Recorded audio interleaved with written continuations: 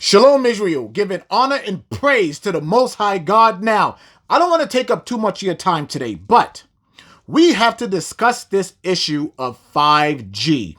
Why? There are so many of our people who claim that they walk in this truth, who claim that they stand on every word of the Most High, but yet they are fearing this Edomite-produced, this Edomite-orchestrated pandemonium paranoia campaign. Now, this was created by our enemy, but it is being carried out by uneducated, stupid-ass niggas. Yes, I said it. And for any person who is offended by what I just said, I want you to do me a favor. There is a button on your device right there that you're probably using right now, and it has a word on it. It says unsubscribe. I want you to do me a favor and click that button. But for those of you who are in this truth, those of you that want to know the truth, you're going to stick around and we are going to attack this issue of 5G using the scriptures. We are going to see what the Most High has to say about all of this when it comes to fear, when it comes to the weapons that are used by our enemies. Okay? So stick around because there's some good stuff here that we are going to discuss. And by the end of this, you will not be fearing anything at all. No 5G, no coronaviruses, nothing at all. Nothing. So, what's happening in the world right now is that the Most High is making a dividing line. Those who believe and those who don't. Those who believe and those who are fronting. Y'all know what that is. You know who they are. It's a lot of you. So, by the end of this here, if you have any other doubts in regards to this 5G, then you have made your choice. So I want you to open your Bibles, that good old 1611 King James Version Bible with the Apocrypha.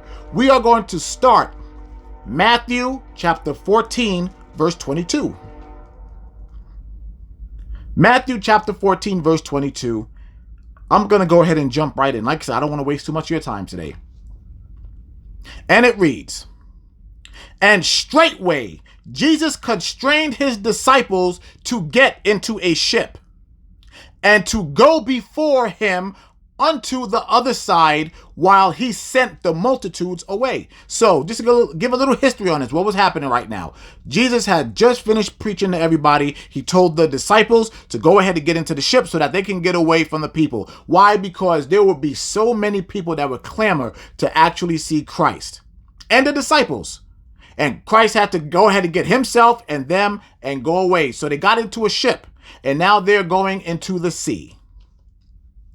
"And when he had sent the multitudes away, he went up into a mountain apart to pray. And when the evening was come, he was there alone." So what happened? So Christ told the disciples, look, y'all go ahead and go on. I'm going to go up to the mountaintop to pray. To pray. Now you got to remember, Christ is a person that never sinned once. So his prayers are absolutely powerful. Watch what happens. Verse 24. "But the ship was now in the midst of the sea, tossed with waves, for the wind was contrary." So remember, Christ is on the mountain. The disciples are in the middle of the sea. And as they're in the sea, there's a storm, there's winds that's go ahead and shaking and rocking the boat. Verse 25. "And in the fourth watch of the night, Jesus went unto them walking on the sea." I want you to understand this. This is not a euphemism. Christ was actually walking on top of the water. Do you see the type of power you have when you are fully invested in keeping the commandments? You can defy the laws of physics. Verse 26. "And when the disciples saw him walking on the sea, they were troubled, saying, It is a spirit. And they cried out for fear." So I want you to imagine that. Imagine if you, let's just say you was at the beach and you just saw somebody walking on top of the water, not sinking. So y'all got to understand what these disciples were seeing. They were seeing something that they've never seen before. Their minds were being blown, but they were in fear. That's the one thing I want you to pick up on, is the fear that they were in. And they were crying out. They were screaming. Verse 27. But straightway Jesus spake unto them, saying, be of good cheer. It is I. Be not afraid. So Christ is telling them, like, yo, calm down, relax. Yo, it's just me. It's just me. Calm down. Verse 28. And Peter answered him and said, Lord, if it be thou, bid me come unto thee on the water. So Peter's like, yo, hold on, Christ, wait a second. If that's really you, then let me come out on that water. Now, I want you to understand something here, what Peter just asked Christ to do. He said, look, if this is really you, then there should be enough power for you to give me to let me walk on this water. Let's see. Verse 29. And he said, come. And when Peter was come down out of the ship, he walked on the water to go to Jesus. I want you to understand that. So now Christ said, yeah, come on, get out the boat. Peter was actually walking on the water as well. Let's continue. But when he saw the wind boisterous, he was afraid. And beginning to sink, he cried, saying, Lord, save me. So now we have to see something here, because the Christian pastor will zip right past that. He won't explain this here. I'm going to explain it to you, though. What happened? Now, remember, when Peter asked Jesus, he said, listen, if you are who you really are, then I can go ahead and step out this boat and walk to you. Do you see the faith that Peter had at that moment right there? He had faith, complete faith. And as he was in that faith, he was able to defy the laws of physics right along with Christ. Why? They were in one accord. They were in unison. And he had no fear. So what happened? Of course, the Most High went ahead and sent the wind to test him. Sent the wind, started rocking the boat even more. What happened? Let's get it. I'm going to read it again. But when he saw the wind boisterous, he was afraid. He started to fear. When the wind came, when panic came, he started to fear and beginning to sink. That right there, so many people miss, because when the chariots come, what is the promise? We're going to rise and go into those chariots. Peter was going in the opposite direction. Why? Because he started to fear. I'll go back. Sorry. He cried saying, Lord, save me. Verse 31. And immediately Jesus stretched forth his hand and caught him and said unto him, I want you to listen to this. O thou of little faith, wherefore didst thou doubt? Doubt. That's the big problem there. Christ said, oh, ye of little faith. Little faith. You lost your faith. Christ is saying, nigga, you were just walking on water. How in the world were you able to allow yourself to fear when you are defying the laws of physics right here with me? Oh, ye little faith. He said, where did you doubt? That's the question that he's asking him. Where did you doubt? What part of this did you lose the connection that we had? And verse 32, and when they were come into the ship, the wind ceased. So you see what happened? The Most High went ahead and sent that wind to go ahead and test him. And he failed and he fell. That is truly significant of what's happening right now in these last days. So many of you that once had that connection, you hear a rumor of 5G, that these Edomites are putting up these towers that is transmitting high frequency radiation into your bodies. And so now everybody wants to fear. This is no different. This is going to determine what side you are actually on. Are you walking on the water with Christ, or are you sinking? So now that's not the only one, but we could wrap that up with that, but that's not it though. Not it. Now I want you to go to Isaiah chapter 54. Now remember, Matthew is New Testament. Now we're going to send the banger right now. A lot of you had no idea that this was in the Bible. Some of you did, but not many of you did. I'm telling you right now. Watch this. So yes, Isaiah chapter 54, we're going to go to verse 13. I want y'all to listen to this. I want you to pay attention. No distractions. Here it is. And all thy children shall be taught of the Lord. What children? The children of Israel, the Israelites. And great shall be the peace of thy children. I'm going to read that again. And great shall be the peace of thy children. In righteousness. Do you see how you get that peace? That peace is in righteousness. What is righteousness? When you are keeping the commandments of the Most High God. In righteousness shall thou be established. Thou shalt be far from oppression. Why? When you keep the commandments and you are walking in this truth will set you free. You cannot be free and oppressed at the same time. For thou shalt not fear. For thou shalt not fear. And from terror, for it shall not come near thee. Do you see what walking in the commandments does for you? When you are walking in the commandments, when you are righteous, when you are keeping the law, statutes, and commandments, there is absolutely no fear in you whatsoever. You don't give a damn about anybody talking about some 5G focused radiation. And you see what it says, for it shall not come near thee. That is the promise. Nothing, no fear will come anywhere near you because you are on a different level. You are walking on the water with Christ. Verse 15. Behold, they shall surely gather together, but not by me.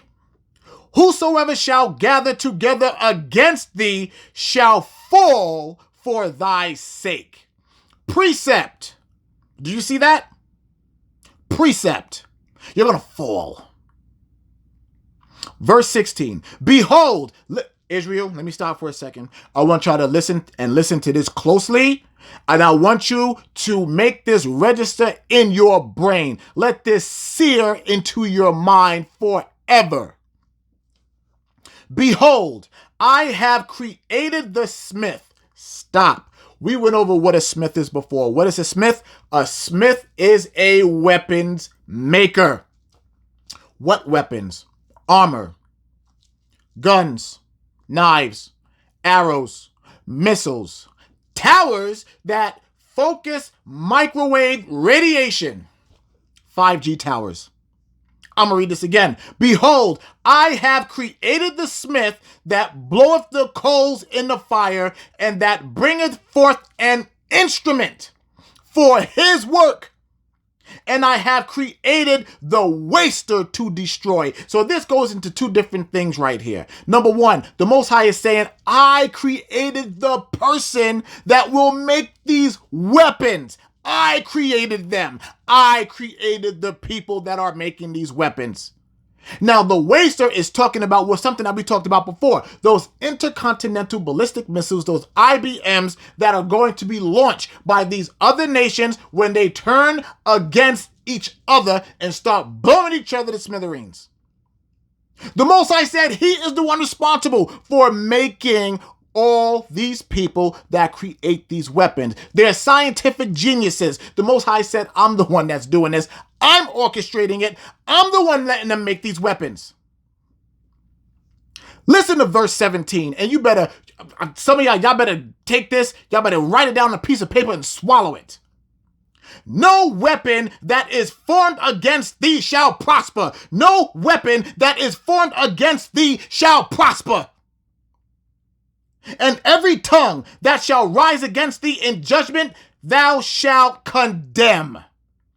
This is the heritage of the servants who are the servants? Who are the servants? The servants are the 1/3 of us that are trying and are keeping these commandments. Those of us that are persevering to the end. Those of us who are striving. The heritage. Do you see the heritage? It doesn't say the whole world. It says the heritage. What is your heritage? The heritage is the seed. What seed? The seed of Abraham, Isaac, and Jacob. The seed of us, the 12 tribes of Israel. That is who the heritage is. What is the promise? That no weapon shall form against us. I don't give a damn about no 5G radiation tower.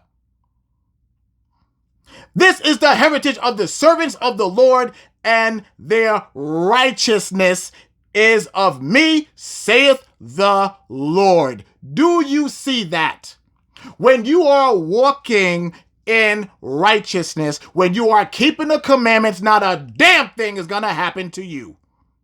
So for every person out there that is fearing what these Edomites are doing, their weapons, guess what? You're not in righteousness. You are not in righteousness, and your fear is exposing you.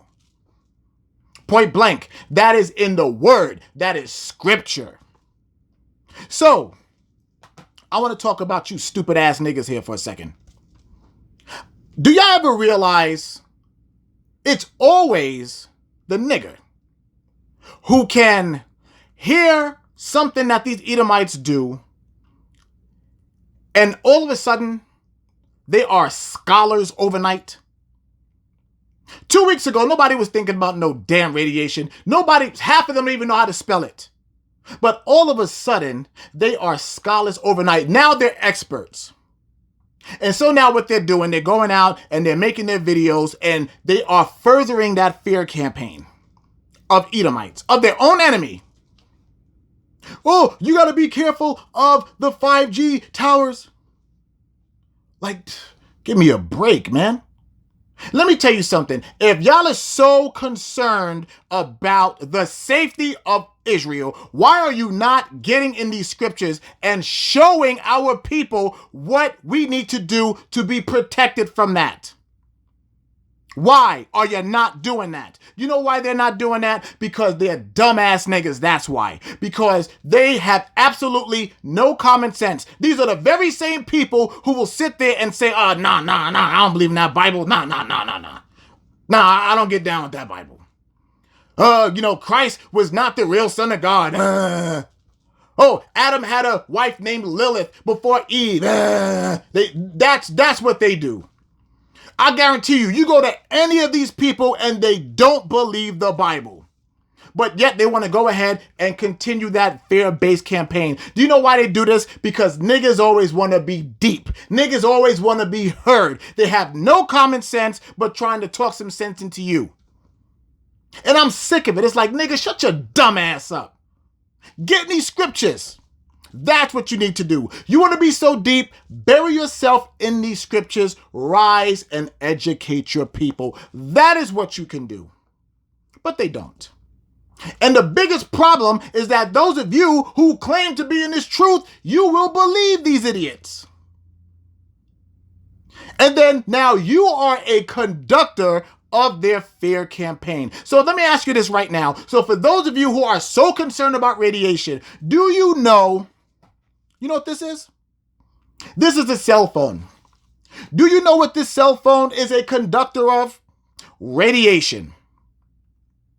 All of you. You take this phone, you put it right up to your ear. You put it right here next to your damn brain. There are focused radiation microwaves that go directly into your brain. Did you know that? So why are you so concerned about radiation? Do you use a flat screen TV? Do you use a computer? Do you use a microwave?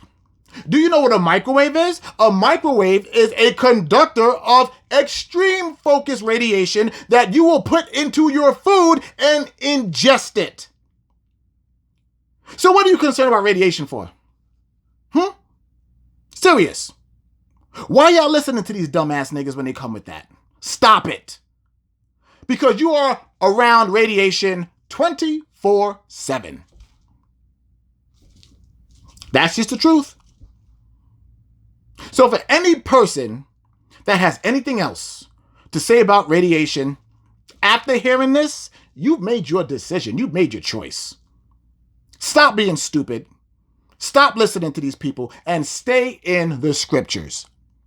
The scriptures are your focus. The scriptures are your directions. The Most High has this under control. He doesn't need our help. If you ask me, while they sitting there and putting up all them damn 5G towers, hell, put up 1,500 more. Put them up. It's going to be to their own destruction. That is what you need to be giving praise to the Most High about. Not fear, praise. Not fear, thanks. Thank Him. Do you not see everything that's happening around the world right now? Are you guys not so in tune to where... do you realize how calm this world is? Seriously. It's not complete peace. But for the first time in a long time, these Edomites, they are afraid and they are not thinking about us. There's been a peace. That is what you need to be thanking the Most High about. Thank you for this little bit of peace. It's not paradise, nowhere near it. But Father, thank you for this little bit of peace that you have given us. Thank you. So now, one more scripture. We're going to close this out. I want you to go to Ecclesiasticus, the book of Sirach. I want you to go to chapter 33. We're going to read verse 1 so we can seal this up. And it reads, "There shall no evil happen unto him that feareth the Lord." What does it mean to fear the Lord? It means to keep his laws, statutes, and commandments. But in temptation, even again, he will deliver him. Israel, that's plain as day. Stop worrying. The Most High has all of this under control. Your only job is to keep the commandments and teach your brothers and sisters, teach your children, teach your nieces, nephews, co-workers that are of Israel that they need to keep the commandments to be protected. Don't worry about a conductor of radiation. You need to be a conductor of this word. That's your job. That's what you need to be focused on. That's it. So Israel, like I said, I did not want to take too much of your time. I thank y'all for tuning in and listening to what I had to say. And remember, stop worrying, love each other, keep the commandments, teach the commandments. Reach one, teach one. All right? And with that being said, Israel, I love y'all. I'm out.